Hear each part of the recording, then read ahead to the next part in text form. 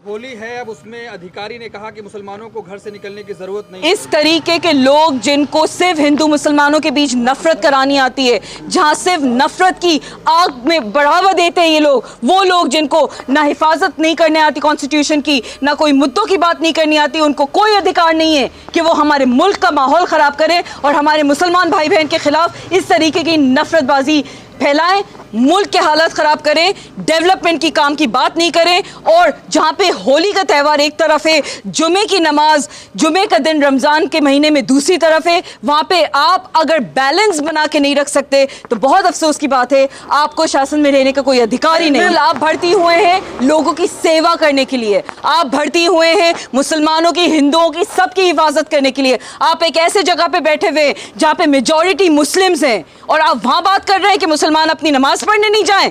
कौन सा संविधान आपको ये चीज सिखा रहा है? और क्यों उनके ऊपर एक्शन नहीं होता? भाजपा के मंत्री मैम कह रहे हैं कि मुसलमान जो है नमाज पढ़ने तिरपाल ओढ़ के चले जाए, हिजाब पहन के जाए, नकाब पहन के जाए, रंग से बचना है तो।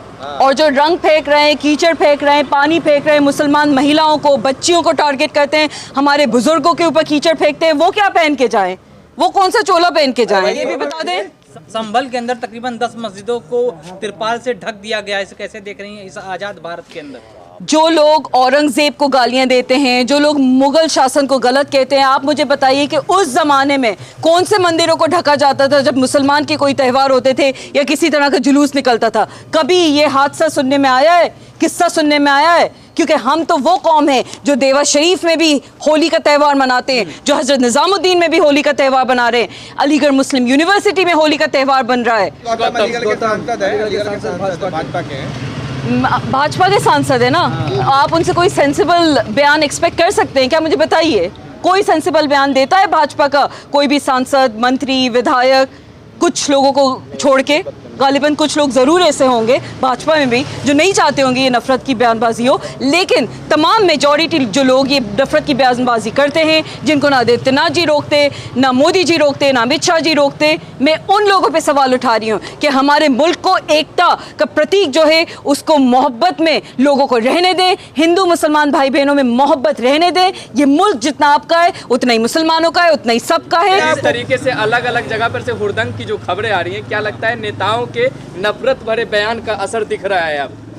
यकीनन दिख रहा है। जब आपके ऊपर बैठे हुए वो नेता जो आपकी हिफाजत के लिए, जो आपकी सिक्योरिटी के लिए, जो आपकी सर्विस के लिए वहाँ पे बिठाए गए, वो जब सिर्फ एक तरफा बयानबाजी करके, मुसलमानों को एक तरफा करके, उनके खिलाफ नफरत फैला के जब आप एक प्रोपोगेंडा कर दोगे, इतना नेगेटिव प्रोपोगेंडा जहाँ पे क्या सच है क्या गलत है उसके बीच का फर्क ही मिटने लगे। ना हिंदुओं को मुसलमानों से कोई प्रॉब्लम, ना मुसलमानों को हिंदुओं से प्रॉब्लम चंद बैठे हुए कुछ ऐसे लोग जो सिर्फ इस नफरत की राजनीति करके अपनी रोटियां सेकना चाहते हैं, नफरत की बयानबाजी करके मुसलमानों के खिलाफ एक नफरत का माहौल बनाना चाहते हैं। गलती सिर्फ उन लोगों की है, ना कि किसी हिंदू की, ना कि मुसलमान चौधरी पर कार्रवाई होनी चाहिए, यकीनन होनी चाहिए, यकीनन होनी चाहिए। क्या कार्रवाई होनी चाहिए? पहली बात तो उनको मुसलमानों को ठेस पहुंचाने के लिए बाकायदा से माफी मांगनी चाहिए, बाकायदा से उनके ऊपर इस तरह से किसके इजाजत के साथ उन्होंने वो प्रेस कॉन्फ्रेंस करी है, किस तरीके से वो ऐसे गुंडागर्दी के बयानबाजी दे रहे हैं, किस तरीके से वो मुसलमानों को घर में बैठने की बात कर रहे हैं। अगर उनसे शासन प्रशासक नहीं संभल रहा है तो वो खुद घर में बैठ जाएं,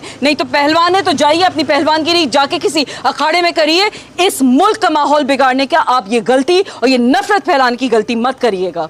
क्या मैम लगता है मुसलमान डरे हुए हैं? सवाल रत्नागिरी में जिस तरीके से मस्जिद में घुसने की कोशिश की गई हिंदुत्ववादी भीड़ के जरिए, कैसे देख रही हैं आप इसको? रत्नागिरी में जिस तरीके से मुस्लिम को डरा के बाकायदा से दीवार तोड़ने की कोशिश करी जा रही है, या कहीं पे भी जहाँ जहाँ पे मस्जिद है वहाँ उनको मस्जिदों को ढाका जा रहा है, मुसलमानों को कहा जा रहा है कि आप अपनी जुमे के दिन नमाज पढ़ने के लिए नहीं निकले, ये तमाम चीज़ें बहुत गलत हैं। बहुत अफसोस की बात है कि लोग शासन में बैठ के सिर्फ और सिर्फ मुसलमानों को हिदायत दे सकते हैं, लेकिन उन हिंदुओं को जो नफरत फैलाने की कोशिश कर रहे हैं, जिनके ऊपर उनको पता है अपने आकाओं का हाथ है तो वो कुछ भी करेंगे, बच के निकल जाएंगे, उनको कोई हिदायत नहीं दी जा रही, उनको कोई तस्कीन नहीं किया जा रहा, उनके ऊपर कोई सा भी मामला नहीं चलाया जा रहा। बहुत अफसोस की बात है कि आपको अपनी ये हिदायतें देने के लिए, ये प्रेस कॉन्फ्रेंसेस करने के लिए, ये इंस्ट्रक्शंस देने के लिए सिर्फ मुसलमान दिखते हैं, लेकिन वो हिंदू नहीं दिखते जो ज़बरदस्ती हिजाबी महिला के ऊपर पानी भी फेंकते हैं, वो हिंदू नहीं दिखते जो कीचड़ फेंकते हैं बुजुर्गों पे, और वो हिंदू नहीं देखते जो जानबूझ के आपके कहने के, आपकी वजह से और आप लोग जो छूट दे रहे हो उसकी वजह से खुले में मुसलमानों के खिलाफ नफरत फैला रहे हैं। और मुसलमान कहीं पे कभी भी आपको ये बयान देते हुए नहीं दिखेगा कि आप होली मत खेलिए। हम तमाम हमारे हिंदू भाई बहनों को होली की हार्दिक शुभकामनाएं देते हैं। बहुत अच्छा फेस्टिवल होता है, मस्ती का फेस्टिवल होता है। आप बनाइए होली, बहुत खुशी से मनाइए। डरे हुए हैं, आपको लग रहा है क्या? मुसलमानों को डराने की पूरी कोशिश ज़रूर की जा रही है, मुसलमानों को एक तरफा करने की कोशिश पूरी की जा रही है। मुसलमानों को आप इस क्लास में डिग्रेड करके सेकंड भी नहीं, थर्ड ग्रेड सिटीजन्स क्या बनाने की आप कोशिश कर रहे हो वो साफ दिखती है। लेकिन मुसलमान हिंदुस्तान का उतना ही हिस्सेदार है जितना एक हिंदू है और जितना किसी भी मजहब का हिंदुस्तानी है। आप डर गई हैं? रमज़ान का पाक बाबरकत महीना चल रहा है और हम तो इतना जानते हैं, हमारा कुरान ये कहता है कि अगर कोई इस तरीके का हादसा भी आपके सामने आए जहाँ पे आपको लग रहा हो कि लड़ाई झगड़े का माहौल बन सकता है, लेकिन आपको वो माहौल से बचना है, तो कुरान कहता है अल्लाहुम्मा इन्नी साइम, मतलब मैं रोज़े में हूँ और मुझे अपने रोज़े की हिफाजत करना है।